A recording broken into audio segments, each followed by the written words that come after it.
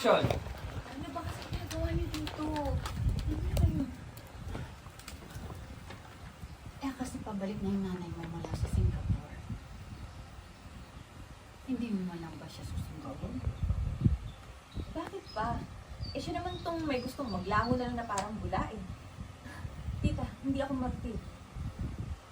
Kasi naman, ayaw mo lang bang alamin kung anong nangyari sa nanay mo?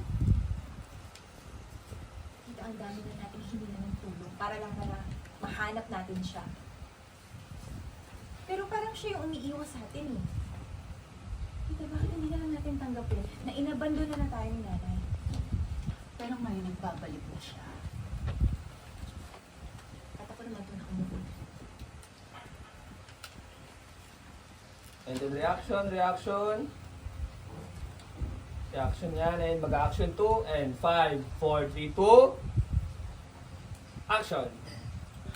Kasi naman, magpakita ka man lang sana sa nanay mo bilang respeto. Kailan ba yung niya?